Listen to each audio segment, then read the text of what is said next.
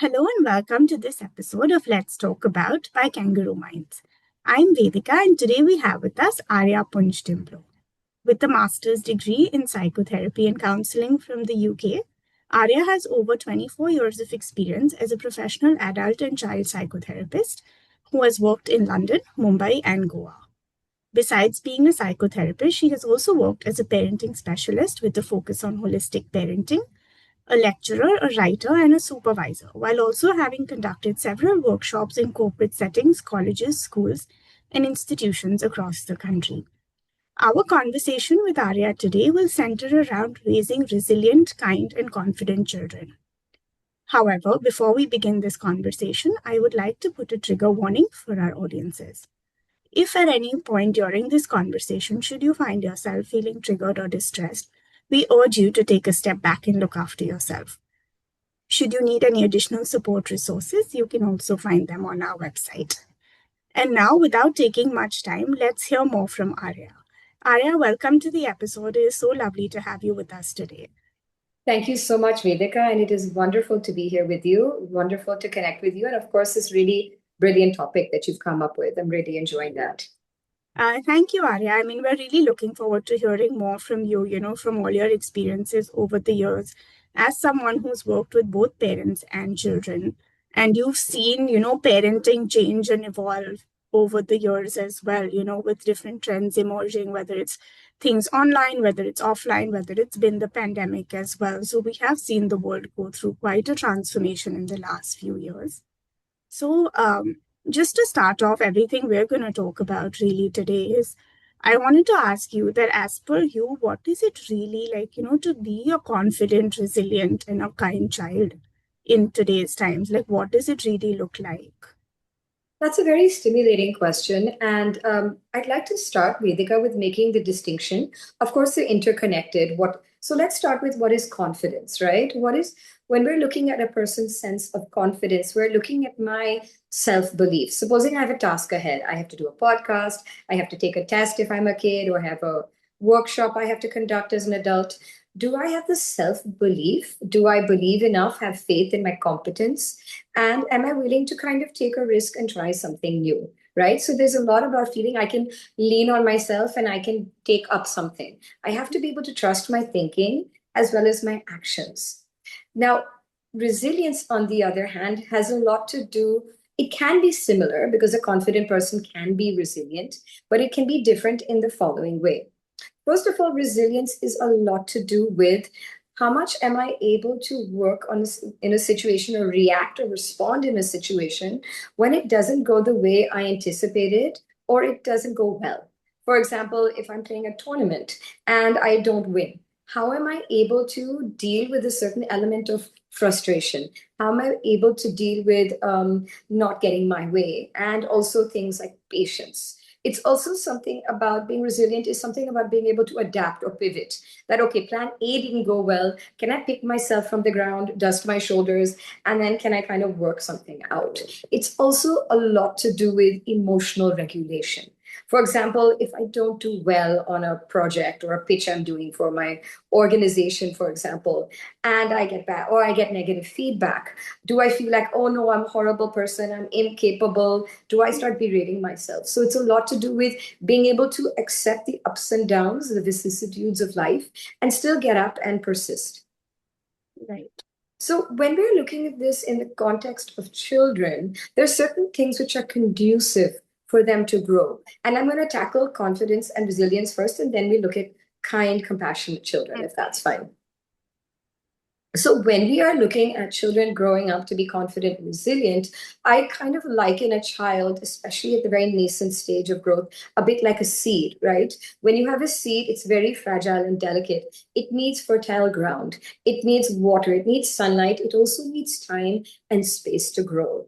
So as parents, we are really the conducive environment for children. And very often, unwittingly to us as parents, and I'm also a parent of two young children, I understand that sometimes society teaches us maybe sometimes unhelpful tips as to how to make our child confident.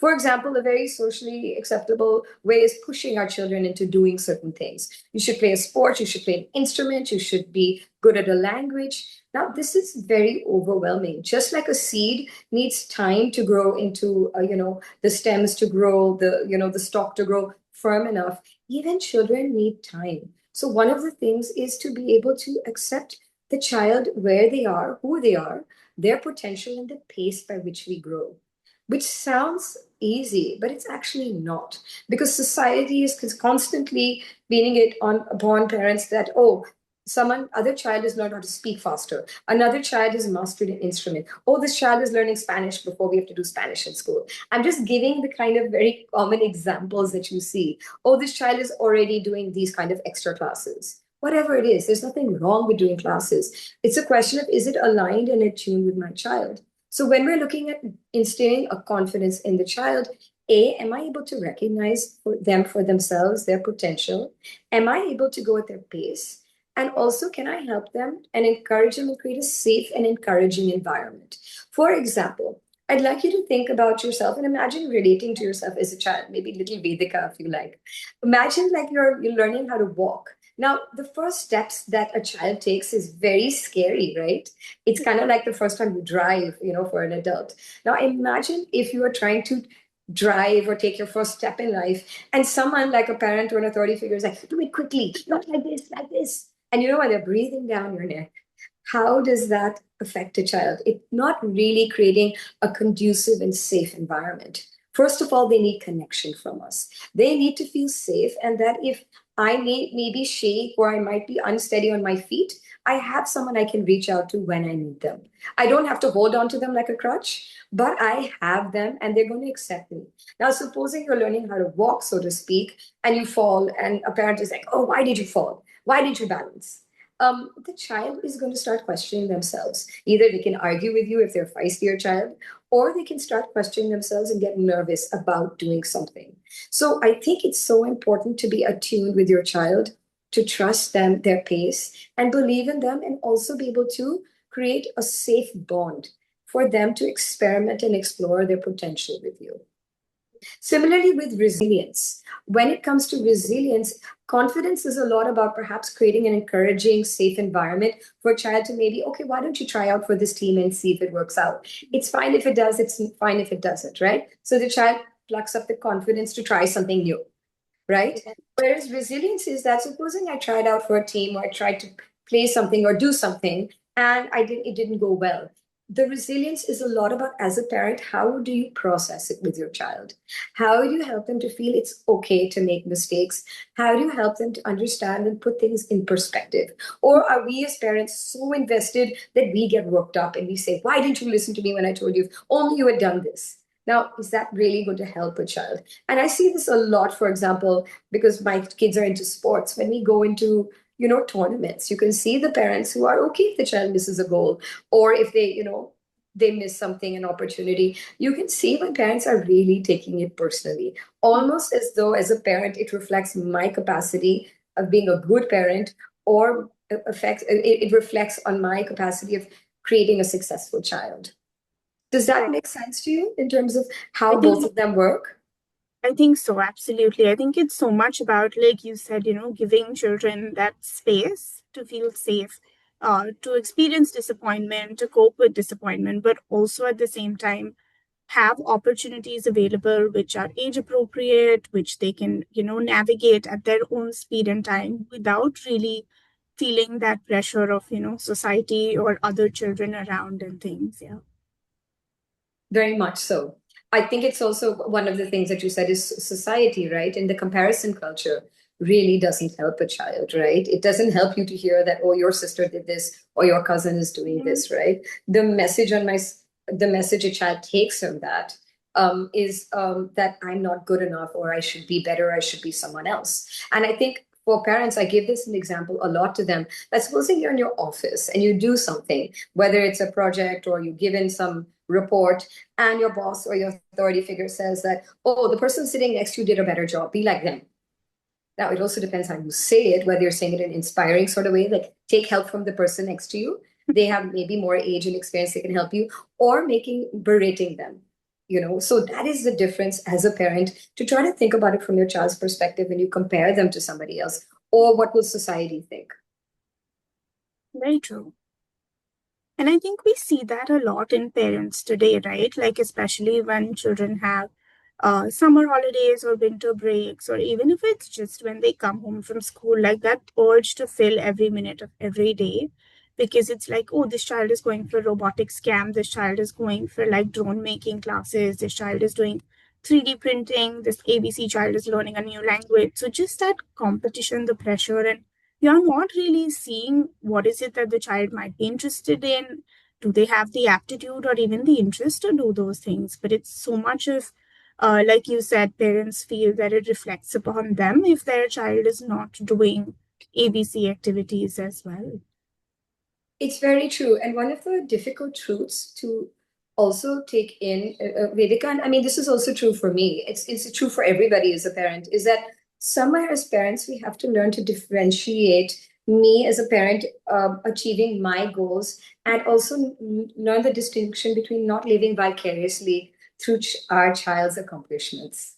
One of the very beautiful quotes that one of the forefathers of therapy said is that the biggest influence on a child is the unlived life of a parent. And it's very important for all of us to be mindful of that. Perhaps if I didn't feel I did as well in my studies in school, I might push my child to be better. Or perhaps I feel I haven't, fulfilled a certain goal. I might my child to live it out for me. And that can be a huge pressure, because it's not being able to do just what the child's potential is. It's almost like a heavy wearing bricks on your back and having to move forward. We can just imagine the additional burden it is for a child to feel that my parents' well being and happiness rests upon my shoulders. And we see that so much, right? Like with children, where the parents are almost putting, as you rightly said, like living vicariously, like their dreams are something that they feel that, oh, I didn't get these opportunities or I couldn't achieve this. So, you should go and do this. And for children, that, like you said, does create a lot of pressure. Very much so. And what we do is we kind of see social media, we see the people around us, the other parent peer pressure in terms of saying that, Mm-hmm. oh, and also there's a lot of one-upsmanship that can happen on a very obvious or subtle level sometimes. And we have to understand one-upsmanship also stems from an insecurity. Right? Because if my child is actually really good at something, I don't have to show off about it, right? But if I have a certain insecurity, I will need to maybe rub it in someone else's face. There's a difference between sharing something happily that my child worked really hard on a goal and they're accomplishing it, and rubbing it in someone else's face. So I've seen that. I mean, and I've worked in schools in different countries, in different cities. So I kind of see, and I mean, among different nationalities, you see how this is a very universal thing that can come up from time to time. And we as parents sometimes need to be aware when we get hooked onto that kind of habit or issue, and learn how to like detangle ourselves from other people and their expectations. Because if we really want our child to thrive, we have to believe in them. We have to believe with them through the long-term and short-term journey. They are going to, I mean, honestly, if I look at even myself, Vedika, if I look at where I thought I would be at this age, I wouldn't have anticipated, I got married, I had kids, I took time off. It was not easy to jump back on and start working with a gap in my career. It is a scary thing. So I think we should enable and create the space for children to also be like, yeah, it is hard. Yeah, it's okay. Supposing you're good at something, and sometimes children feel so much pressure when they're good at something is that they stop it. I refuse to do this class anymore. I refuse to play this sport or play this instrument because the pressure gets too much. And we need to give them the space to be like, it's okay. Time is not our enemy to vanquish. We have the rest of our lives. We kind of sometimes, as parents, I've noticed one of the dangerous trends is to feel like the be on and end all is of getting our child to college. But we need to understand there's life beyond college. I like to sometimes remind parents that if you think about the topper in your class, they weren't necessarily the person who you would role model yourself, or haven't necessarily done the best. There are a lot of people who are doing other things and found themselves in college, found themselves in their 20s and 30s, and we should celebrate that. We shouldn't be scared of a child finding their own way and their own style and their own pace. Because that's the true confidence that I was believed in despite sometimes hiccups, to develop the resilience we were talking about. Right.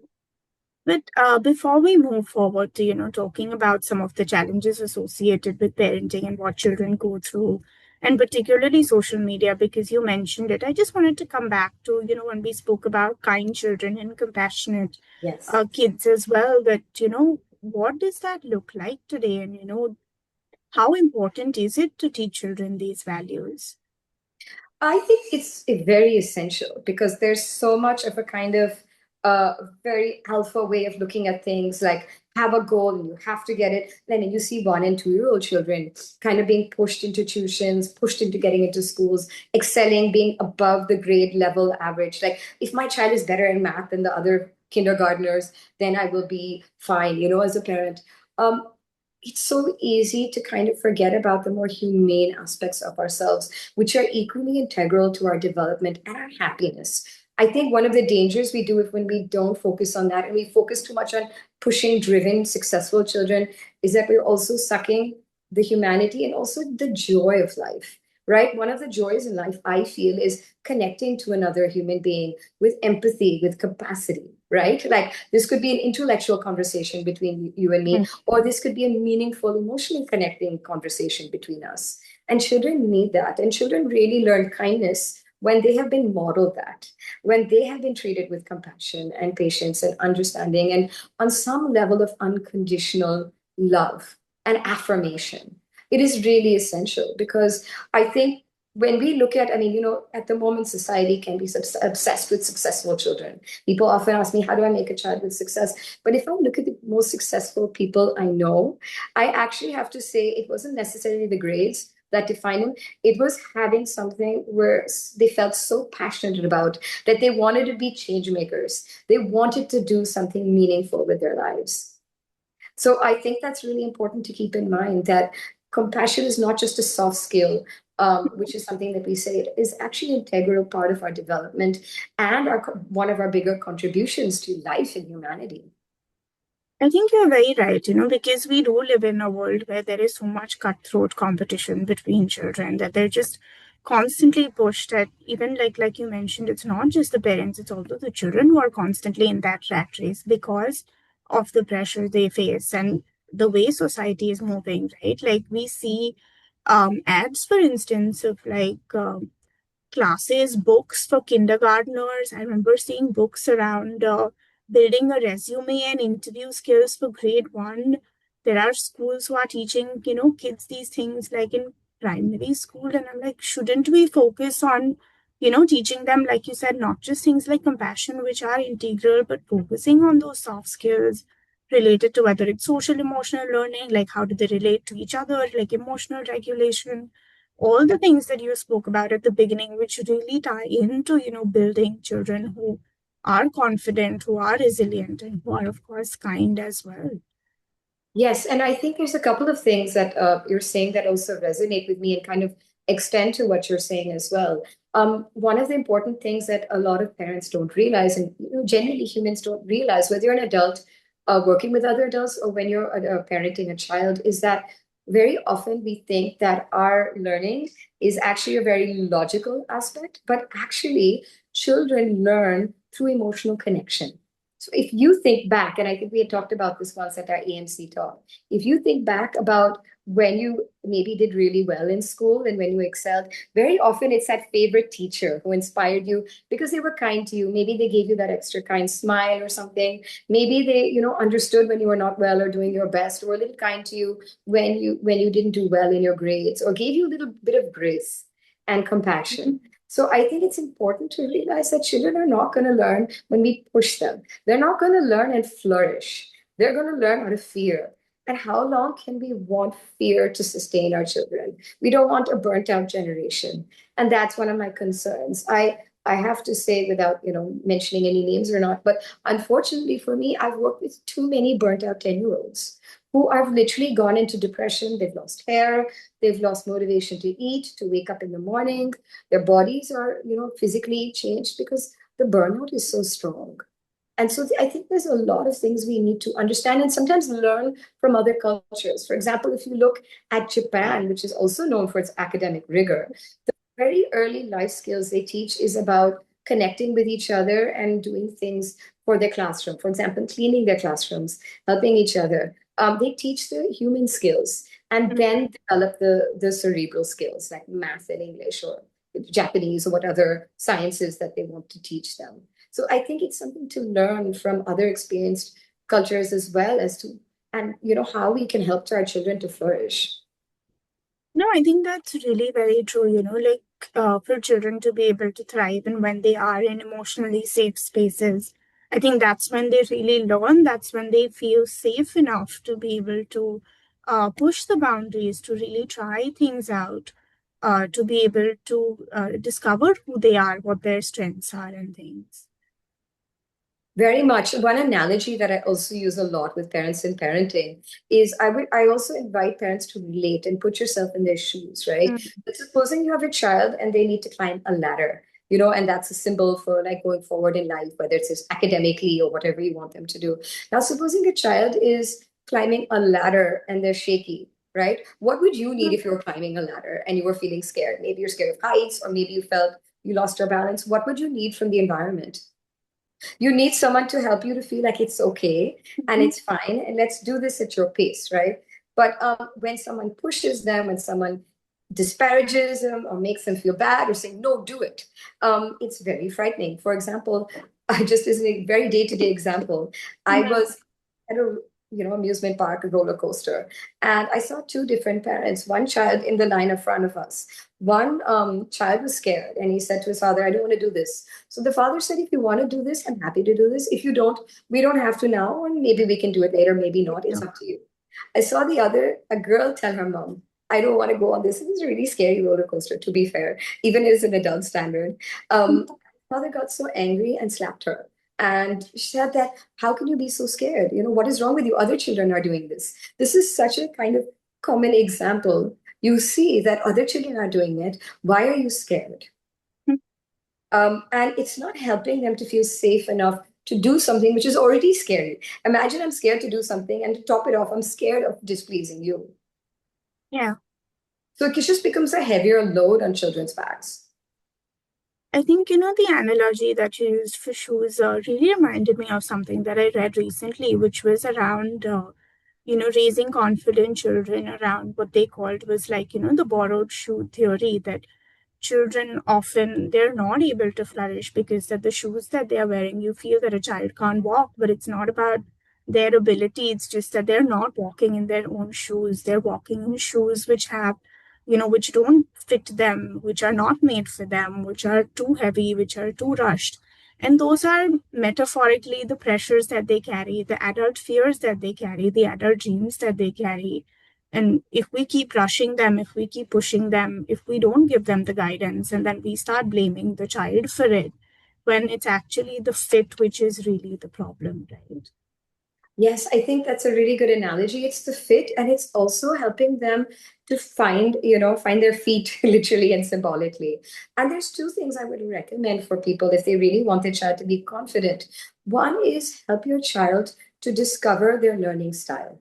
Because if I need to do anything, I need to trust my thinking, right? I need to trust my capacity to figure it out beforehand and while I'm doing something and afterwards. So I need to trust the way I think, which means some people are creative thinkers, some people are intuitive thinkers, some are very structured thinkers. So I need to trust my thinking as a child. So we need to help them explore the way they learn and validate them, even if they say things or do things in the methodology that we don't or don't suit us. Secondly, is to also help children to have the confidence in their action. How do they carry out things, even if it's different from the way I function?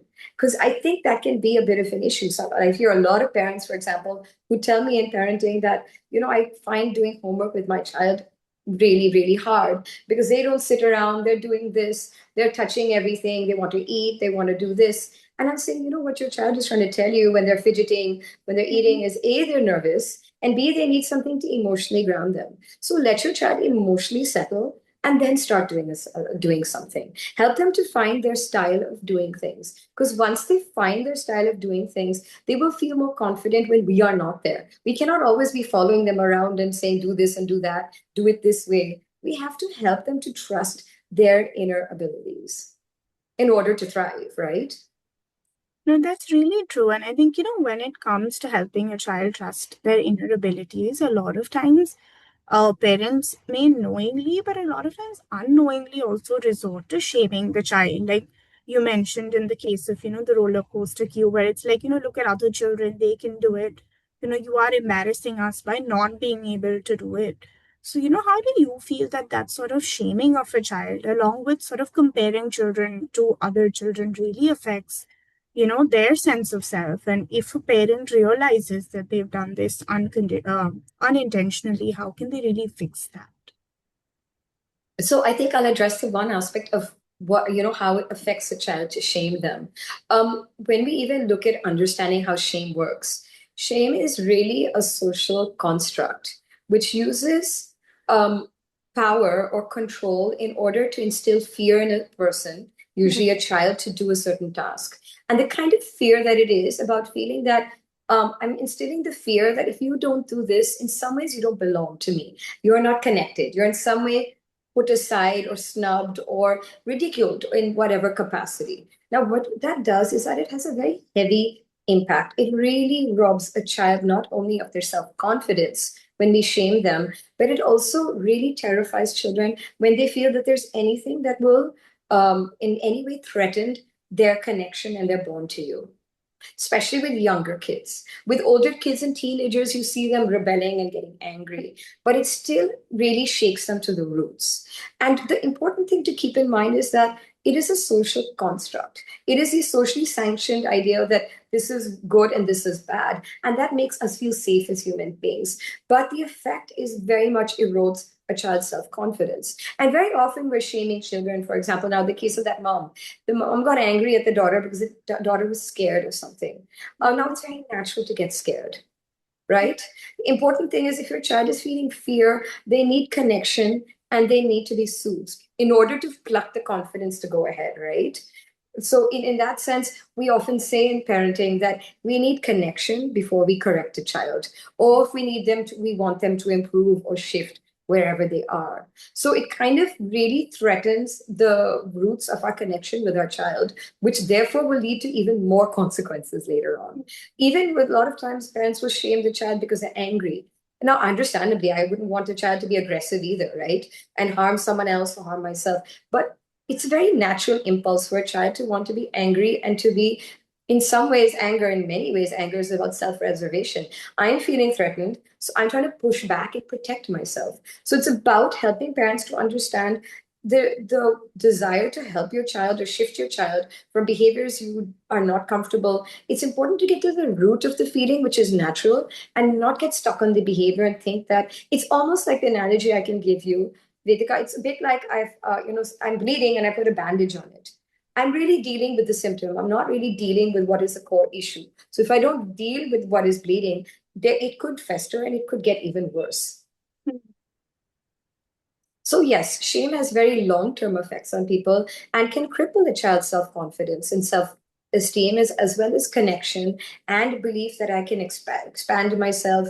And, when you see children who are very frightened, they may not be able to stretch themselves, try new things, be open to new possibilities because what they've known is very frightening. And now, what the other second question that you brought up is, what can you do if you're a parent? And let's be honest, none of us as parents are whiter than white. We've all at some point fumbled and bumbled our ways through life, and it's a question of trial and error. But if we do something, we do sometimes lose our temper with our child. We do see things that we regret, or do things or say things we regret. The question is owning it. The most empowering thing to do is say, yes, I made a mistake, and tell our child that I did that. I didn't mean it. I didn't mean to upset you. I lost my, control, and I will work on myself. Because when we model to children that you are not bad, I am struggling with something that your actions were, it doesn't mean your essence is bad, right? Then it also models that we can make mistakes. Again, resilience. We can make mistakes and we can repair ourselves and we can repair the relationship so that the world is safe again. Understand, I mean, it's important as parents to understand that really as children, until they're even well into their teenage years, that we are the grounding for them. So when we pull away, when we shame them, when we withdraw from them, when we passive aggressively, don't want them to be around because we're so upset with them, it really shakes the ground underneath them. So it's just important to own it, acknowledge it, apologize, and work on ourselves. And I think working on ourselves as a parent is really a question of not also shaming ourselves. A lot of parents will be like, I'm a horrible parent, I lose my temper. When parents are coming in with me because they want to learn calm parenting, I invite them not to berate their anger. I try to be curious with them, right? Therapy is also about being curious. I wonder what your anger is taking care of. What is the fear your child brings up in you when they don't do X, Y, Z, or when they do X, Y, Z? Because that creates a safe space for a parent to be like, yeah, I realize that that was how I was, treated when I was a child or when I made mistakes. And then having to learn how to be more kind to yourself is also a really big step as a parent. I'm going to come to that about, parents being kinder to themselves. But before that, what you said, that a lot of parents are worried that they're not getting this right, really. And, how do you really help a parent who is worried that either they're not doing enough for their child or they feel that they're doing this wrong? Because, like you said, parenting really doesn't come with like a manual. Every child is different. Every child is going to go through life differently. Every parent is going to go through life differently. It's going to be shaped by their view of the world. It's going to be shaped by the way they grew up, their experiences as well. And we're all going to bumble and fumble, like you said, through life. So, what would you really tell a parent in that case? I'm laughing actually when you say that, not at you, but also laughing at also the hubris I had that I had worked with children for 10 years and parents, and then I became a parent. And I really realized how hard it is that the things I thought I wouldn't do, I did. Yeah. And I do sometimes, right? So I think it's important as parents. Look, one thing I've realized in doing workshops, whether it's in schools or colleges, that when a parent shows up, when they acknowledge there's a problem, it's Mhm. actually very empowering and it's very brave, right? It's so much easier to stick our head in the sand and pretend that everything is fine. So I think for us to be questioning, am I doing a good enough job, means that there's a certain conscientiousness, means that there's a desire to do better. And I think you can work with someone who's motivated than working with someone who's in denial, right? Or work with someone who kind of dismisses that maybe I can do a better process or maybe I can refine the way I'm doing things. It's not a question of being a good or a bad parent in the first place. And there's something that Winnicott, one of the forefathers of psychoanalytic work with children, has this very interesting idea that is there is no good enough parent, because a good enough parent is really about trying to do your best as much as you can and also giving yourself grace. So it's not about setting unrealistic standards, being a perfect parent, always being attuned to your child, always putting them first. It's actually a more balanced and healthy concept that we can do our best and we can fumble and we can learn from our mistakes and we can repair whatever mistakes or, rectify what might have gone wrong in the journey. And I think that's a very powerful concept because we need to give ourselves grace as parents, that there is no manual, no matter how theoretically you prepared are, no matter how many children you've maybe helped raise with your nephews or nieces or worked with children as a teacher or whatever it is, your children are but naturally going to bring up our triggers and our very vulnerable spots. And that is the growth as a human being, and that is the growth as a parent. Should we choose to want to grow and want to take on this very demanding and very challenging journey with honesty, with compassion, self-compassion, and with a growth mindset? So, when we talk about, like you said, giving ourselves grace and, giving ourselves that space and that compassion as parents as well, how would you say that really, what does that really translate to? Like, for parents, how can they really be kinder to themselves? I think one of the important things that I feel is really helpful to be a parent in this day and age is to give yourself space, really holding space. Because when I talk to a lot of moms, especially, I get a very strong sense that moms are very overwhelmed because they're trying to juggle too many balls. And also, it's fine if you want to juggle 10 balls. Maybe you're a multitasker. Kudos to you and power to you if you want to be like that. But you have to give yourself some me time. You have to give yourself some, whatever energy we put out, I believe it's really important to put back into ourselves.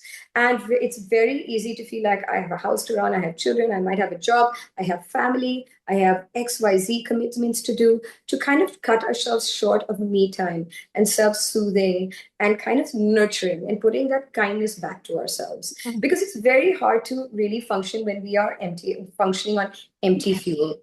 You know what I mean to say? We are going to get cranky. And I see so many moms, especially, saying that I'm cranky, I'm irritable, I'm tired. I want to kind of have bonding time with my child, but I don't know how to. But it's something worth fighting for every day. It's something that I fight for every day, that I do carve out time for myself. I do carve out time for myself to make sure that I take care of me. And I do put other things down. And I think that maybe I'll pick it up a little later, or maybe I'm not putting as much time into certain things. But I fight for that. And I really urge parents to do that, to fight for two things. One is nurturing ourselves, and one is reflecting. Because reflecting is really helpful, even if you kind of write journal prompts. Like, I wonder why it happened so well. I wonder why we had that fight. What did this trigger in me? And maybe what can I do differently next time? I like to start my day like this, and I try to wake up a little bit earlier to do that, because I find that my balance in the day is better when I get the time to do that. I see the difference of the me who's kind of like not giving myself time in the day, especially on long summer holidays or long Christmas breaks, where it tends to be kind of like wake up and run, so to speak. So I really urge parents to do those things. Nurture yourself. Go to the salon, do whatever the things that you do, go with your friends, do whatever you need to do to take care of you, and give yourself the reflective time. And I think, somewhere, Arya, we spoke about social media at the beginning very briefly, but do you think that's really changed parenting and the way parents see themselves, the way they see their children? Because we see a lot of parents constantly putting their children out on social media, trying to somewhere, craft the most Instagram worthy lifestyle. Or we even see a lot of, pop psychology related tips being given to parents on how they should be parenting their child, how much time they should be spending, what their child should be doing. So, do you think that's really changing things for parents in the way that they parent their child, but also the way they show up for themselves? Very much so. I mean, I really think you put the words out of my mouth. I can only just kind of accentuate what you've already said. Because, first of all, it creates social media can, in its unhealthy forms, really create these unrealistic ideas of being a perfect family, and needing to show that our children are well behaved beings and we are very nurturing domestic goddesses, which we can be, maybe, but not all the time, right? And I think when there's a discrepancy between what I feel and what I'm showing, it can create a certain pain, right? It also can create a certain dissociation from ourselves and the comparison culture. So that's one thing that I don't think is healthy. I think really, for a parent to be fulfilled and happy enough, I don't expect us to be happy, but happy enough, right? To be able to take the ups and downs of parenting in life as it is, right? I think it's important to be able to put down unrealistic expectations and things that don't resonate and align with my core value system. I think it's really, really important to be almost ruthless. Like, does this resonate with me? Does it not? And allow ourselves to let certain things go. And I think that that's one, the comparison culture, pop culture, I definitely find it very disturbing for me to see how there's a lot of pop culture, how to change your relationship with your child in 2 minutes. They're very unrealistic things. And when imagine a late parent kind of hearing this and feeling like, oh, if I can't do this in 2 minutes, or if it's not so easy for me, am I a failure of a parent? And already fueling people's insecurities, like, oh, I'm already not good enough, I'm not able to do this. And I've had parents come to me and say that I heard someone on Instagram, an expert, not knowing necessarily Mm-mm. what is their degrees, how much experience, what experience have they got, saying that I only have to spend 5 minutes with my child per day, and that's enough if it's quality time. So I think it's really important to understand who are these experts, understand, does this actually resonate with you? We have to also use our kind of aspect of thinking, would our child like that? What about the child in front of me?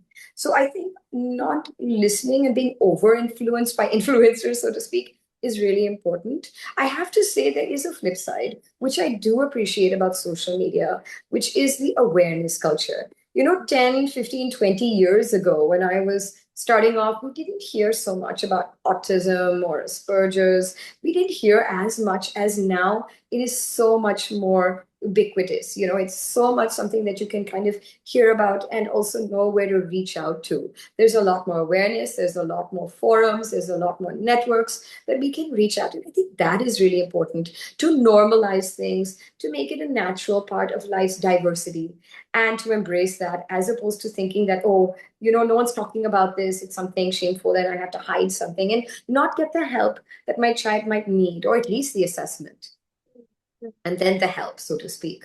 So I think there's pros and cons, and you really have to navigate social media very, very mindfully. I'm very mindful of what I watch and very mindful of how much as possible as I can. We're human. We are going to scroll. We are going to enjoy silly things, guilty pleasures. But the important thing is to really discern and fact check, of course, right?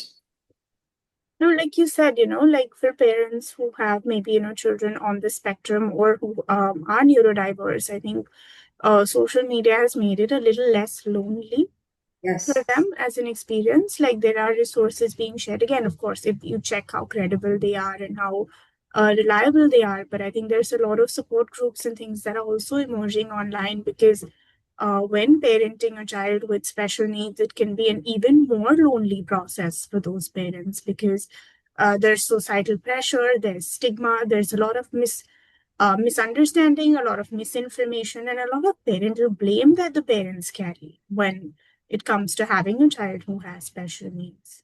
Yes, even with things like dyslexia, dyspraxia, all these kind of learning aspects, there was a lot of very erroneous concepts earlier on. And now I think there's a lot more understanding that it's a neurological aspect. It's nothing that a parent did do or didn't do that has Hmm. led to a child to, have, to be going through anything like that. So, and I think like social media, movies has normalized that. And I think that's very important to integrate that into life and into society.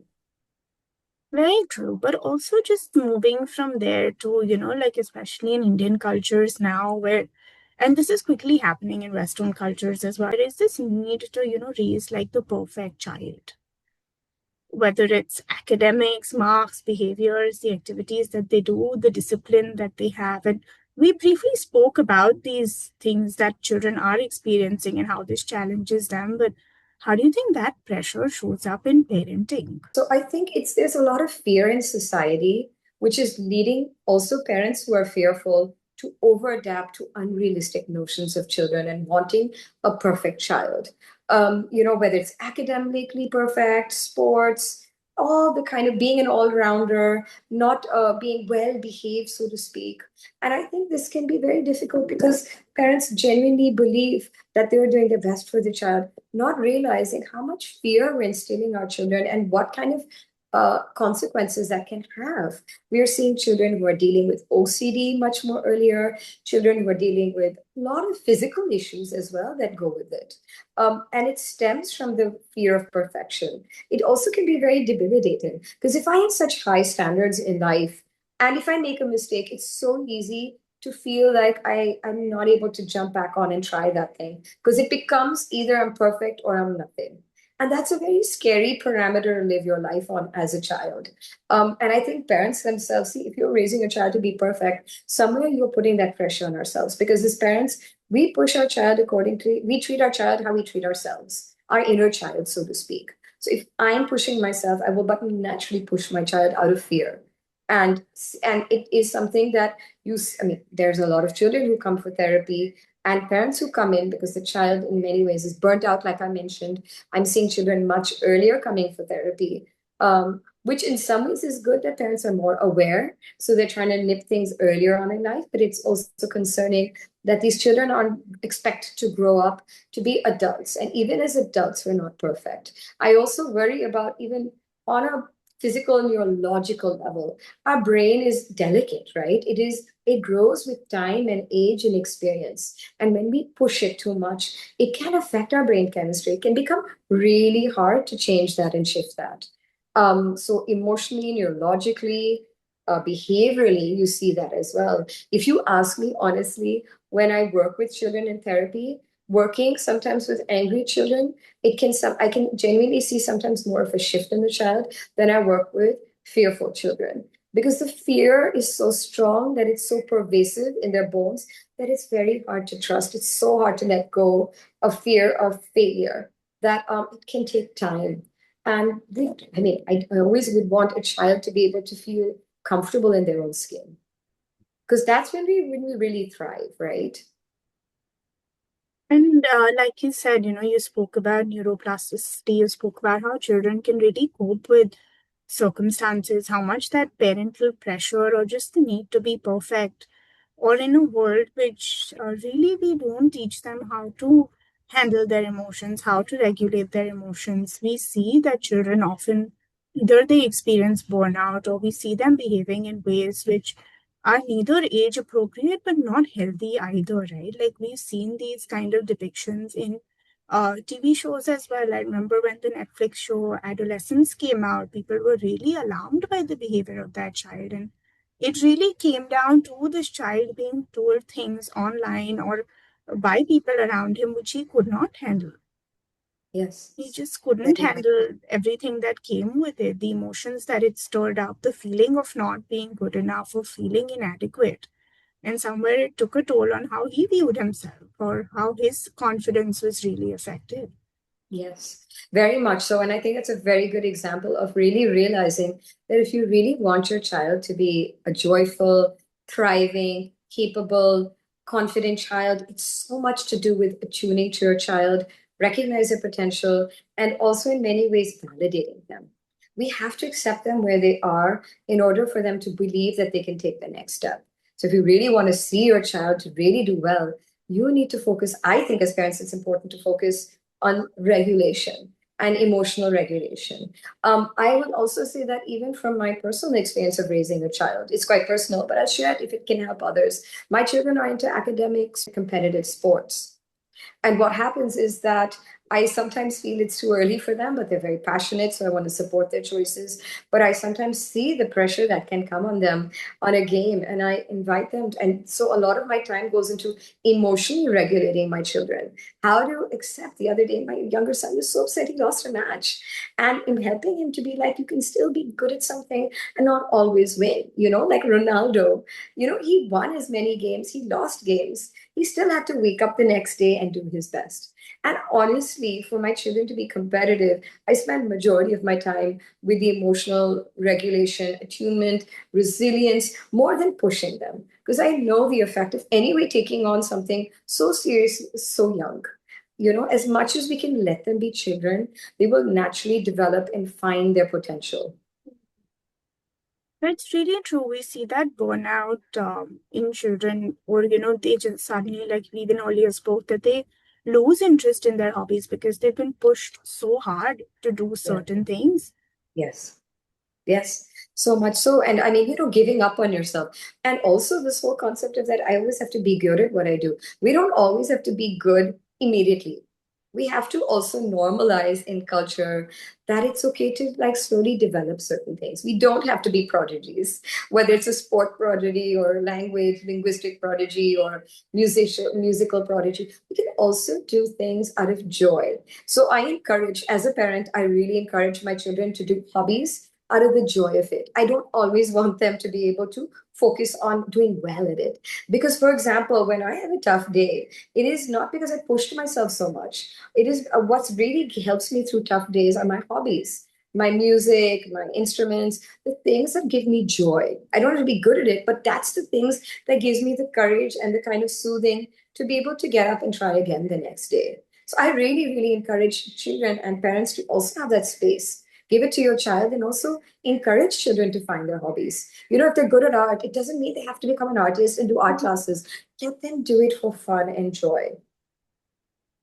I think, that's really important because a lot of times when parents see their child do well at something, it has to be the be all and end all. Like, you will push the child to go for classes, participate in tournaments, probably even now for a lot of children who might be good at music or, dance, there's this need to be like, reality show worthy and things. And Get the children use, yeah, certificate. yeah, to collect certificates, to be in, so many summer camps for that thing. And then we see the children no longer want to even, do that anymore. So just holding that space for a hobby to remain what it is, just a hobby, for it to be a space for them to really relax, de-stress, and things is also equally important, I think, for children. Yes, and I think also when we look at even it just being a hobby, it also becomes a survival skill. Because when we are down and out, when we are feeling low, it's the things that bring us joy which actually rejuvenate us. Like, do you have hobbies that kind of lift you and uplift Mm. you and kind of give you that kind of help us to balance our equilibrium to be able to do the difficult things in life? I can't live without my hobbies, genuinely, because it's the thing that helps me to deal with my day-to-day challenges or life challenges. So it's an essential survival skill, I feel. No, that's really true. But also coming back to, Arya, we spoke about really about parents and their inner child and the inner child work that really starts showing up in the way they parent their children. We spoke about few things around emotional safety and things for a child. But what would you really say that emotional safety looks like within a home for a child, for a family, really? I think there's a few really integral ingredients. Like I said, a seed needs certain conducive things like fertile soil, light, and water and time. I think one of the earliest, I think, ingredient that I would say in terms of a child to experience is a sense of connection and bond. It is really important that a child feels connected. And in order to feel connected, we needed to feel a sense of attunement. A child needs a sense of attunement, as well as kind of loving affection, fondness, right? Like it's an unconditional love. Why do children like love their grandparents so much? Because unconditionally, grandparents would dote on their children, dote on their grandchild. And I think that unconditional love is really important, the foundation of children to kind of grow and, to feel capable, to thrive in life. Another important integral ingredient for emotional safety is to be recognized for who I am and to kind of be seen for my potential. Right. So that is really important for children to feel accepted, unconditional, positive regard as we talk about it. Now, for example, supposing you, I mean, imagine yourself, little Vedika. I'd like to give kind of like connect it and relate to it ourselves. Like, supposing you as little Vedika were really interested in reading, right? And you had that interested in talking and languages and learning about the world, but you were constantly be told to look pretty and dress up and wear a bow and a dress and, Mm. go sing at a party. But actually, what you're like that, what is the message we're sending our child?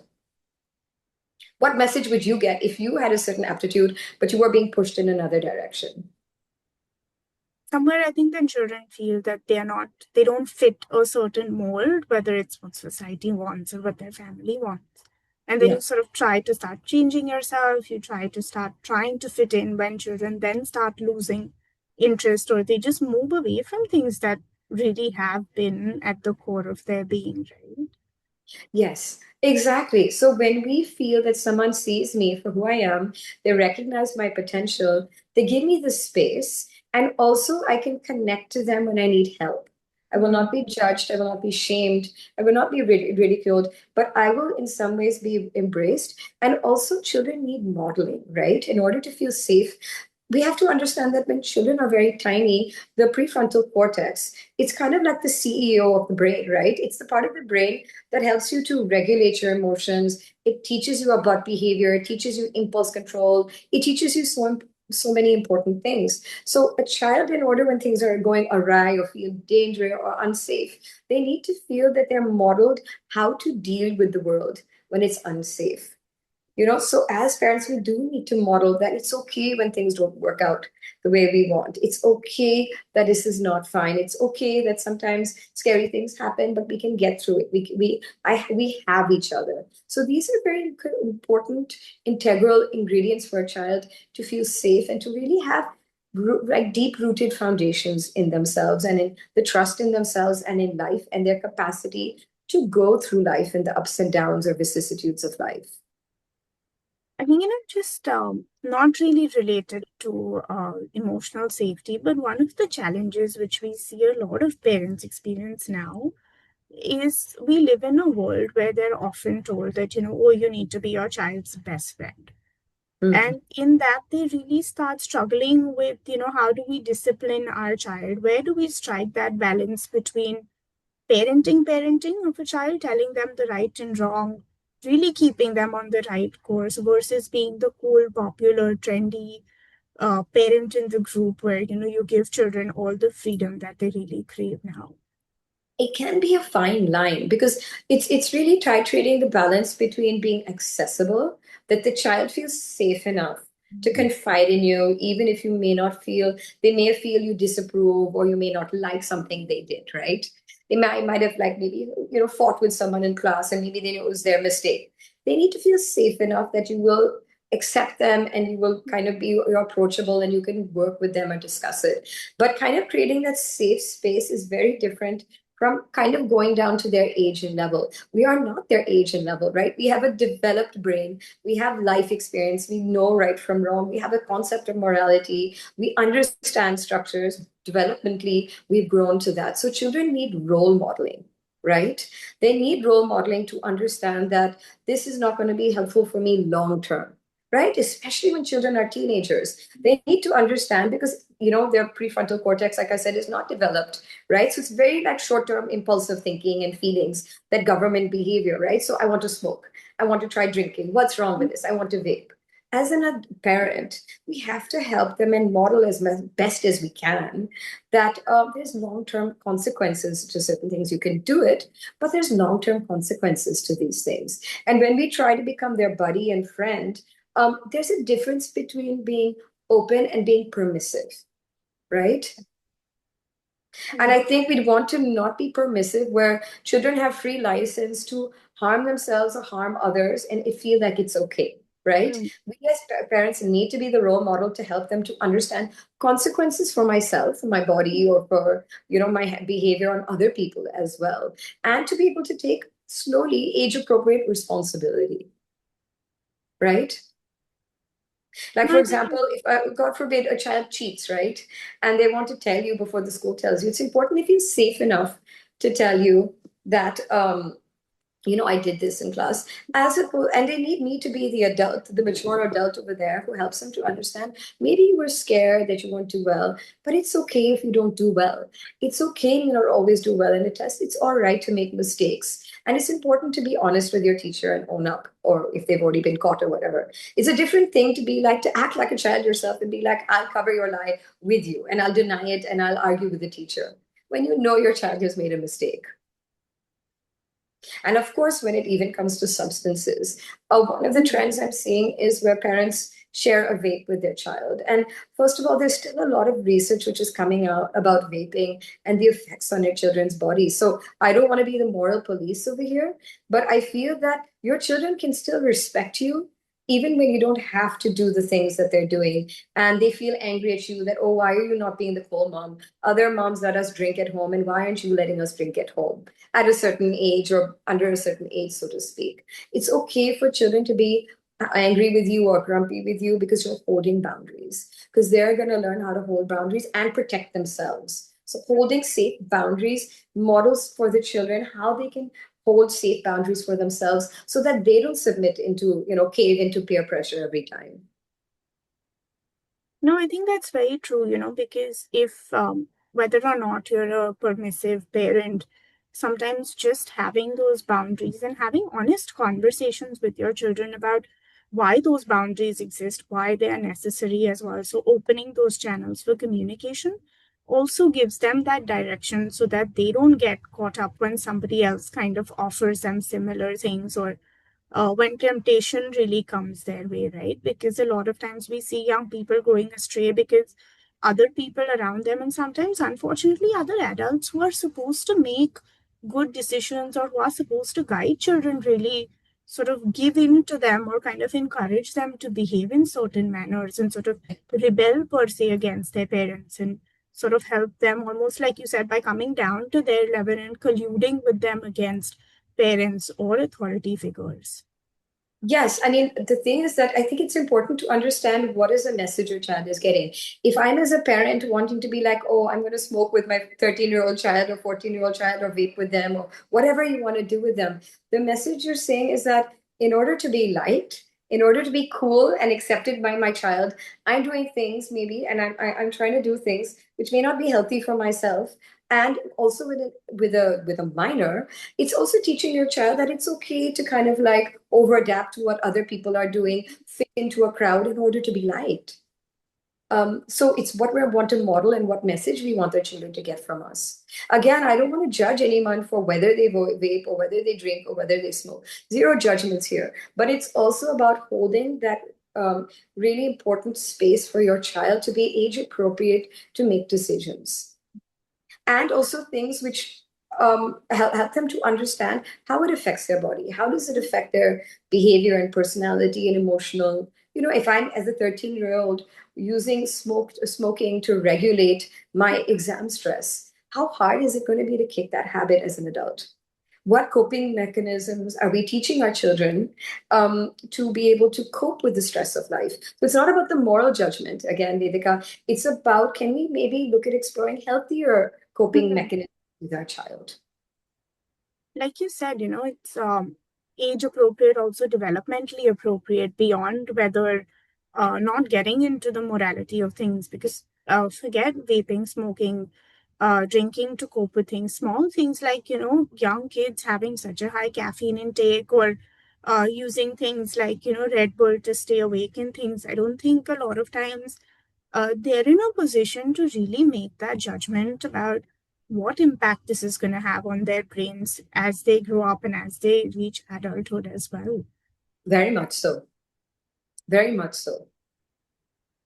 So, I know keeping time in mind and things as well, we have taken a lot of your time, but if you could probably say, like let's say for parents, if there's one thing they could change in the way that they really respond to their children, that could make a difference when it comes to raising resilient, kind, confident kids, what would that really be according to you? One of the things that I highly recommend, and I say this many a times, it's not something new, is one of the things that I always recommend is try to connect with your child.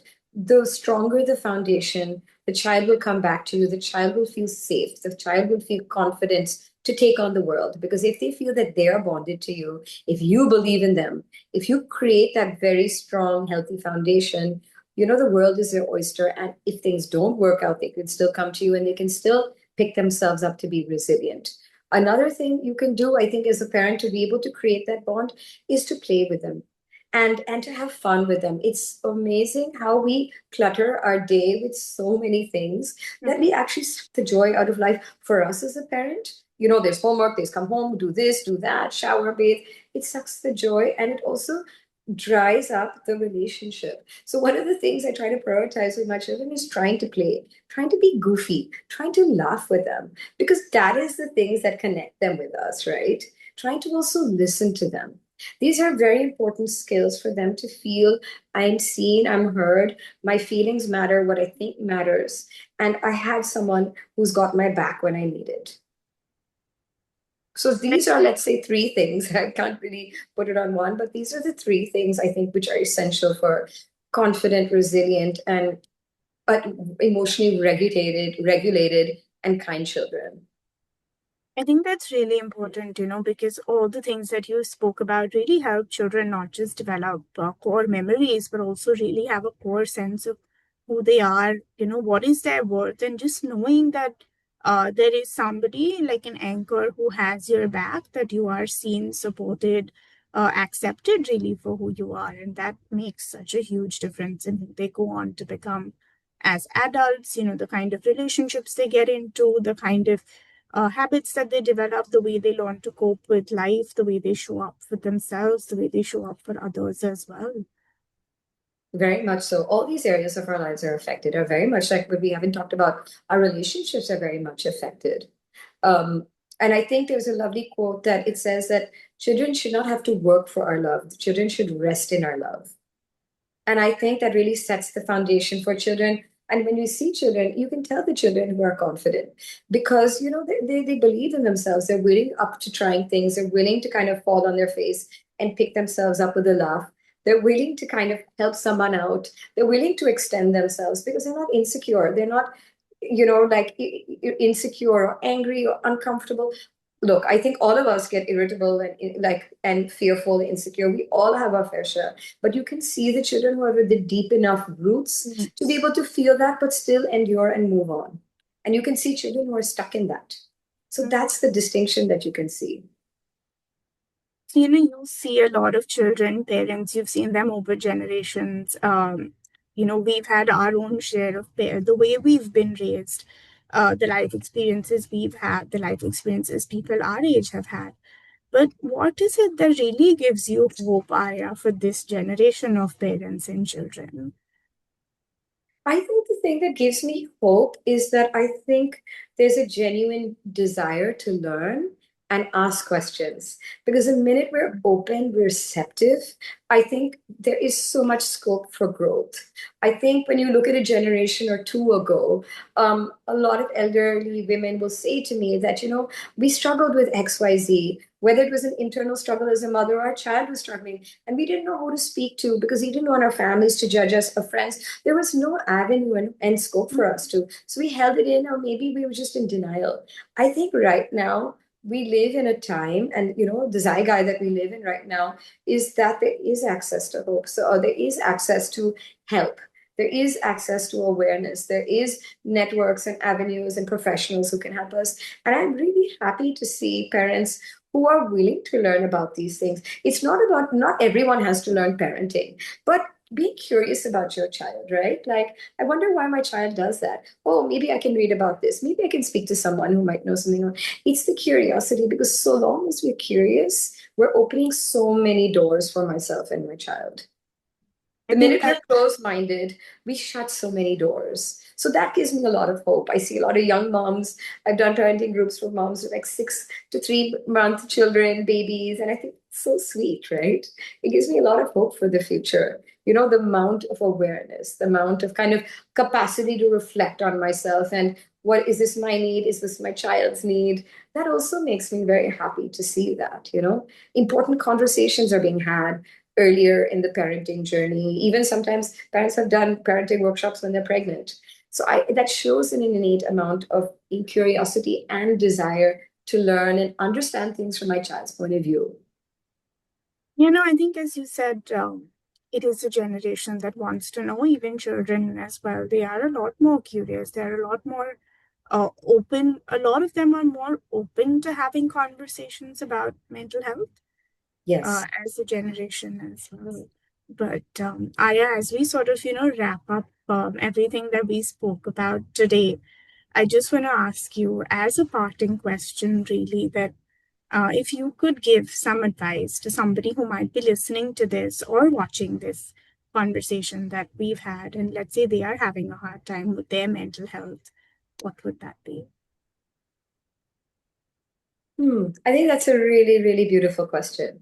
And I think if there is a parent or a human being, anybody, whether you're a parent or not, struggling with your mental health, I think it's really the advice I would say is that try to be kind to yourself.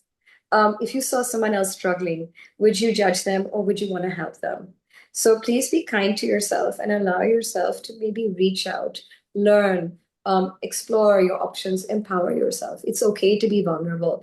In fact, our greatest growth really stems out of feeling vulnerable because it creates a space for us to not be rigid and follow, like our conditioning, which maybe not be necessarily serving us anymore. When I see people coming for whether it's parenting or therapy, they're really on this really beautiful journey of expanding themselves and empowering themselves. So I would say to be open and kind to yourself is the greatest gift you can do to yourself. And if you have the courage to reach out to whoever you feel safe with. I know that I did that very early in my journey. I went to therapy quite early in life. And I definitely think I would have been a different person if I hadn't taken that step. Uh, Thank you so much, Arya. I think, the conversation that we've had today has been very enriching, very educative, and very informative. And I'm sure for a lot of people who listen to this, whether it's educators, whether it's parents, whether it's, even young adults, they're going to take back a lot of things. And, what does it really look like for helping children build these skills, but also what does it look like, to be kind to ourselves as the adult in the room. So thank you for joining us and for taking our time to be here and for sharing all your insights, all your experiences, and of course, all the wonderful tips and nuggets that you shared along this conversation. And I would just say for anybody who's watching or listening to this right now, if you are having a hard time with your mental health, like we spoke about earlier in this conversation today, and like we have said previously, there is always help out there and there is always hope. Things do get better. So instead of, going through this alone, please reach out, please talk to someone and know that it gets better. So till next time, we hope you stay well and stay healthy. Thank you.